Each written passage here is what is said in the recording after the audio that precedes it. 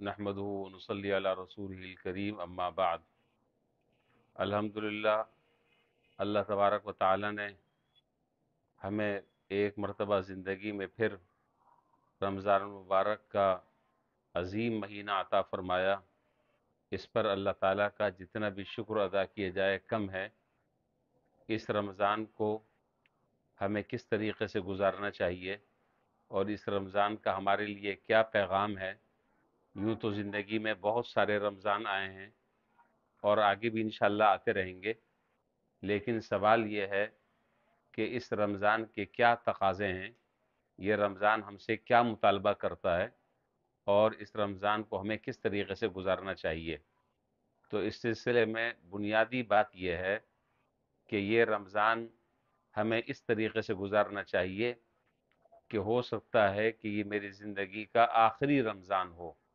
यानी रमज़ान का एक एक लम्हा, रमज़ान का एक एक मिनट और एक एक सेकंड इंतहाई कीमती है। उसमें हर तरह के गुनाहों से और मुनकरात से और मासियतों से बचना चाहिए और ख़ास तौर पर अपने वक्त को ज़ाया करने से हत्तल इम्कान बचना चाहिए। इसलिए कि रमज़ान मुबारक की एक एक घड़ी में अल्लाह तबारक व तआला अपने लाखों करोड़ों बंदों की मग़फ़िरत फरमा देते हैं और उनकी बख्शिश फरमाते हैं। इसलिए इस रमज़ान को सिर्फ गुजारना नहीं है, बल्कि रमज़ान को रमज़ान का हक़ अदा करने की हम सबको कोशिश करनी चाहिए कि हम रमज़ान का हक़ अदा करें। और रमज़ान का हक़ यही है कि जितना वक्त हो वो वक्त इबादात में, अल्लाह ताला की रज़ा वाले कामों में और नेक कामों में हम उसको इस्तेमाल करें, नेक कामों में हम अपने वक्त को लगाकर कीमती बनाएं, तो इंशाअल्लाह ये रमज़ान हमारा आम रमज़ानों से क़दरे मुख्तलिफ होगा। आम तौर पर ये बात ज़हन में लोगों की होती है कि रमज़ान में सिर्फ दो काम करने के होते हैं, या तो रोज़ा या तरावी। बस रमज़ान आता है तो ये दो काम करने हैं। हालांकि मामला ऐसा नहीं है।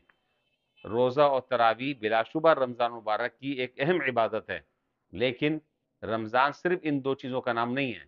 मैंने जैसे कि अर्ज़ किया कि 24 घंटे में से कोई लम्हा हमारा ज़ाया नहीं होना चाहिए और कोई वक्त हमारा जो है वो गुनाहों में सर्फ नहीं होना चाहिए। और जितना वक्त हम जाग रहे हैं वो अल्लाह ताला की इबादत में और नेक कामों में हमें गुजारना चाहिए। इसी तरीके से रमज़ान मुबारक में कुरान करीम की तिलावत का भी ख़ास एहतमाम करना चाहिए, इसलिए कि कुरान करीम का रमज़ान मुबारक से एक गहरा और ख़ुसूसी ताल्लुक़ है। रमज़ान को कुरान से और कुरान को रमज़ान से, इन दोनों को आपस में एक दूसरे से गहरी मुनासिबत है। अल्लाह तबारक व तआला ने कुरान करीम के नुज़ूल के लिए किसी और महीने का इंतखाब नहीं किया, सिर्फ कुरान करीम के नाजिल करने के लिए रमज़ान मुबारक के महीने का इंतखाब फरमाया। और जनाब नबी करीम सल्लल्लाहु अलैहि वसल्लम के साथ हज़रत जिब्रील अलैहिस्सलाम तशरीफ़ लाते थे और हर साल रमज़ान में कुरान करीम का आपके साथ दौर किया करते थे। यानी कैसा वो रूह परवर मंज़र होगा कि हज़रत जिब्रील अलैहिस्सलाम कुरान करीम सुना रहे हैं और आप सल्लल्लाहु अलैहि वसल्लम कुरान सुन रहे हैं, फिर आप सल्लल्लाहु अलैहि वसल्लम कुरान सुना रहे हैं और हज़रत जिब्रील अलैहिस्सलाम कुरान सुन रहे हैं।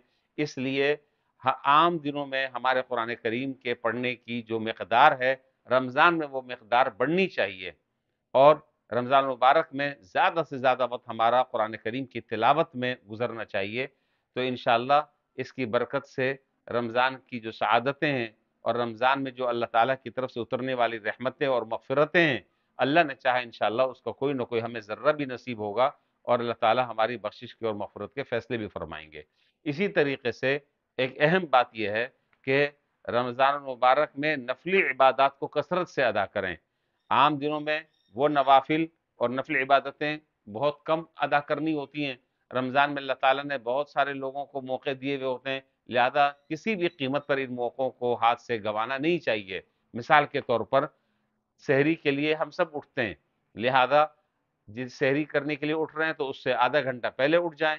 2 रकात, 4 रकात, 6 रकात, 8 रकात, जितनी भी अल्लाह ताला तौफीक दें, ये वक्त बड़ा कीमती है और ये वक्त अल्लाह से मांगने का है, ये वक्त अल्लाह के सामने दुआएं करने का है, ये वक्त अल्लाह के सामने गिड़गिड़ाने का है, ये वक्त अल्लाह ताला के दरबार में और अल्लाह के सामने आंसू बहाने का है और ये वक्त अल्लाह ताला को मनाने का है, अल्लाह को राजी करने का वक्त है।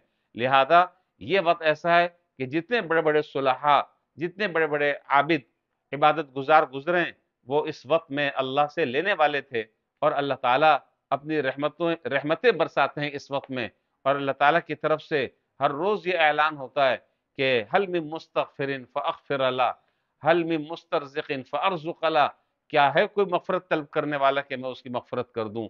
کوئی ہے رزق کا تنگی کا مارا ہوا کہ اس کی رزق کی تنگی دور کر دی جائے؟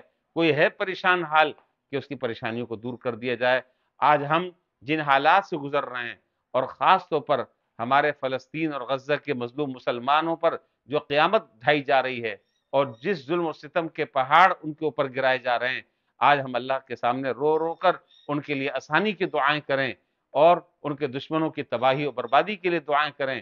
آج ہم مسلمان کتنے پریشان ہیں، لہذا اس وقت کو قیمتی بنانا چاہیے، اور اس وقت کو اللہ تعالیٰ کے سامنے اللہ تعالیٰ سے دعائیں کر کر اپنے حق میں اللہ سے مغفرت کے فیصلے کروانے چاہیے۔ اللہ تبارک و تعالیٰ اس رمضان المبارک کے دن اور رات کی اور اس کے تمام لمحات کی ہمیں قدر کرنے کی توفیق عطا فرمائے۔ وآخر دعوانا ان الحمد للہ رب العالمین۔